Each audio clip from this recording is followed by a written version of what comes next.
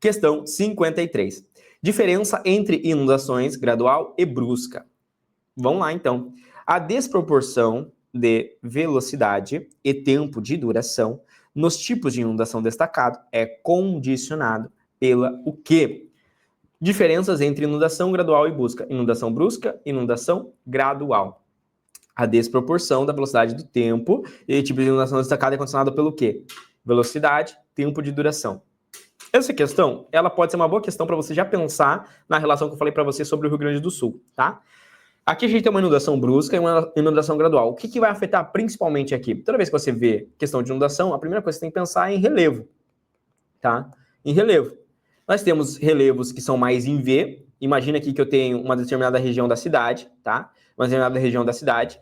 E aí nessa região da cidade tem uma grande lomba. Tem uma lomba na sua cidade? Uma lomba muito grande, tá? Olha só. Tem uma lomba muito grande na sua cidade. Já viu aquela lomba muito grande? Aí depois aqui vai indo ali e aí depois tu sobe de novo. Uma outra região da cidade. Aí tem gente que mora mais na cidade alta, né? Tem gente que mora nas partes mais altas e tudo mais. As pessoas vão ocupando regiões mais altas. Tem pessoas que moram em regiões mais baixas, tá certo? Essas regiões mais baixas, de acordo com, basicamente, o declive do relevo, né? Que a gente vai ter, acabam sendo mais afetadas no início da chuva, primariamente pelas chuvas, tá? Por quê? Porque quando a água chover, tá? E bater aqui no monte, né? Nas regiões mais altas, ela vai... Ou seja, escoar, o que a gente chama de escoamento superficial, para as regiões de relevo mais baixo. E aí, dentro disso, essa região, ela inunda muito rápido. Ela inunda tão rápido que não dá tempo da pessoa sair. Não dá tempo da pessoa escapar, tá? Tá entendendo? Não dá tempo dela fugir. Dentro disso, olha só já alguns dos fundamentos que a gente pode ir pegando aqui, né, dentro do texto. Se eu tiver uma região onde ela é mais plana, em U, assim, tá? Demora mais para isso encher, porque a água vai batendo, ela demora mais para escoar, então ela vai conseguindo escapar de forma mais rápida essa água. Então a inundação ela não é tão rápida, e isso é de acordo com o declive. Uma inundação mais brusca, eu teria basicamente uma região muito inclinada, e aí essa água ia chover, ia vir das regiões, ia vir de um lado, ia vir do outro, e aqui encher muito rápido. Uma inundação mais gradual, eu tenho um relevo mais plano, que não tem tantas nuances assim. Tá, Renato, mas o que isso tem a ver, por exemplo, com algum desastre como relacionado, às vezes, ao Rio Grande do Sul? É relacionado a todo o Rio Grande do Sul? Não. O Rio Grande do Sul tem um impacto ambiental, primeiro, relacionado aos rios, né? Então, a água, quando ela chove, ela vai tendo vários efluentes, né? Que vai chegando até lá no Rio Grande do Sul. Aqui nós temos a região de Porto Alegre, né? Nós temos a região de Porto Alegre, nós temos aqui uma região chamada Guaíba, né? E nós temos uma lagoa chamada Lagoa dos Patos. Essa Lagoa dos Patos, ela é muito grande, ela vai desembocar lá no final, perto de Rio Grande, perto de Pelotas, tá? Perto de Rio Grande, perto de Pelotas, e ela vai sair aqui no oceano. É uma saída bem estreita, né? Aqui nós temos toda a planície costeira, né, das praias aqui do Rio Grande. E aqui nós temos lá, por exemplo, aqui Porto Alegre. Bom, no Rio Grande do Sul, nós temos uma região de serra, que é onde fica Gramado, Bento Gonçalves, são regiões mais altas do estado, né? Essas regiões, elas acabam chovendo muito, tem muita chuva, né? Então, quando chove muito, essa água que fica ali, ela vai acabar descendo e ela vai caindo para os rios. Ou seja, não tem um alagamento lá em Bento Gonçalves muito forte, um alagamento lá na Serra Gaúcha, em Gramado, assim, não tem. O máximo que acontece é chuva muito forte, o solo pode ficar encharcado e aí ocorre desmoronamento. Então isso aconteceu, tá? Ali desmoronamento nessas regiões, porque o solo vai ficando muito encharcado e isso contribui para deslizamento, né? E aí aquele solo ele acaba deslizando. Isso acontece muito também quando a gente desmata, né? Ali algumas casas ali que começaram a cair junto, até prédio junto acabou meio que desmoronando. Você está construindo um local, você está tirando uma mata que protege aquele solo. Percebe que a mata protege a água da chuva quando vai bater para não bater direto no solo, ali a árvore protege. Você vai desmatando e construindo prédios, apartamentos, casas, você vai acabando destruindo aquele solo não tem a árvore para fixar as raízes, ele está mais propício a deslizamento, principalmente quando ele encharca demais e aí não tem mais para onde a água escoar, tá? Só que isso na serra, essa água ela vai descendo por vários efluentes, ele vai enchendo. A ideia é que essa água ela vá para o rio e ela consiga ocupar o espaço do rio. Só que para isso você precisa fazer o quê? Uma limpeza, né? Um desassoreamento. O que é o desassoreamento? Quando a água ela vai vindo, ela vai carregando vários rejeitos. O solo sofre erosão, intemperismo, ela vai carregando muita sujeira, madeira, pedra, rocha, e tudo isso vai ficando depositado nos rios. Vai se depositando, se depositando, se depositando, se depositando. Acaba que quando a gente pega uma região como Porto Alegre aqui, que está de frente ali para um rio chamado Guaíba, né? A gente vai ter um grande problema, que é o quê? Se esse rio estiver muito assoreado, a água ela vai invadir a cidade, porque não vai ter para onde ela ir, porque o lago já está muito cheio. Era para o lago ter uma certa profundidade, ele estava muito assoreado. Dava para você chegar na metade do lago ali quase, e ele pegava nas canelas, pegava na perna ali, né? De tão assoreado que ele estava. Algumas regiões mais fundas, mas era para ele estar mais fundo. Você tinha que tirar aquela areia, você tinha que fazer a limpeza para a água poder ocupar, e ela não precisava ir na cidade. Também tem um outro grande impacto, porque vai mostrar para você uma transformação da paisagem. Vai ter uma foto que vai mostrar na prova assim, a imagem de Porto Alegre, tá? Há muito tempo atrás, uma imagem recente de Porto Alegre, e vai ver o quanto avançou a orla. A orla de Porto Alegre, ao longo da história, ela foi avançando para dentro do rio. E uma hora o rio toma de volta isso para ele. Isso é um dos primeiros fundamentos, tá? Dentro disso, o que a gente tem como impacto, então? O assoreamento do rio. Mas só isso é o suficiente? Não, tá? A sua prova, ela pode cobrar o efeito do quê, pessoal? Qual o efeito atmosférico foi um dos responsáveis para intensificar a chuva? Não basta apenas o assoreamento do rio, isso não é um problema. O problema é chover muito também. Uma chuva anormal. É chover por dias. É chover por mais de uma semana. É chover tanto que chove quase que não era para chover no ano. Teve um fenômeno atmosférico que amplificou isso. Então a prova, provavelmente ela vai cobrar o assoreamento dos rios, mas se ela quiser vir brilhante, tá? Não é rios voadores só não. É o famoso El Ninho, pessoal. A enchente de Porto Alegre está diretamente relacionado ao El Ninho, tá? Então isso é muito importante que você entenda, porque faz tempo que não cai na prova. Não caiu esse ano ali El Ninho, não caiu Laninha, não caiu em 2023. Cara, é um dos temas mais importantes de clima. Pô, os caras vão ficar botando vento alísio, vão ficar colocando efeito estufa. Não! Se eles quiserem vir brilhante, eles vão cobrar o El Ninho. Entendeu? Eles vão cobrar o El Ninho. E aí, dentro desse fundamento, o que acontece, né? Dentro do El Ninho. Acaba que dentro do El Ninho, pessoal, de forma muito simplificada, né? A gente vai ter uma massa de ar quente, né? Que vem em direção ao continente, que vem em direção ali o Oceano Atlântico, né? Em direção à região onde está o Rio Grande do Sul. Essa massa, pessoal, ela vai encontrar, tá? Esse El Ninho, essa massa, ela vai encontrar, olha só o fundamento. Quando a gente tem massa de ar quente, a gente traz mais chuva. Quando a gente traz massa de ar frio, geralmente traz seca, tá? Então, agora, no Rio Grande do Sul, se eu não me engano, a gente está passando esse ano por fenômeno da Laninha, tá? Agora, esse ano, está passando pela Laninha. No passado, foi El Ninho. Agora, se eu não me engano, aí pesquisa aí, agora não lembro. Mas eu acho que esse ano é Laninha, tá? O que acontece com a Laninha? A Laninha, a gente tem até períodos de mais seca, tá? Então, vai tendo mais seca, chove menos. O El Ninho chove mais, porque traz essa massa de ar quente. Quando essa massa, às vezes, de ar quente, ela vem em direção ao continente, ela vem em direção aqui, né, digamos, ao Brasil. Vou pegar aqui o mapa do Brasil. Olha só, vou pegar aqui o mapa do Brasil, beleza? Ó, quando ela vem aqui, essa massa de ar quente, ela encontra a massa polar, tá? A massa polar fria, tá? E ela encontra ainda os rios voadores que estão vindo para cá. Tudo isso se junta aqui e começa a chover. Só que a gente tem todo um movimento de convecção das massas de ar. Dentro disso, olha só o fundamento. É para essa chuva, é para essa massa de ar vir para cima. Essa massa de ar quente ali, ela também é para vir ali para a região onde está São Paulo, para a região onde está aqui o Centro-Oeste. Só que tem um grande problema, que é o mesmo problema parecido com o da inversão térmica.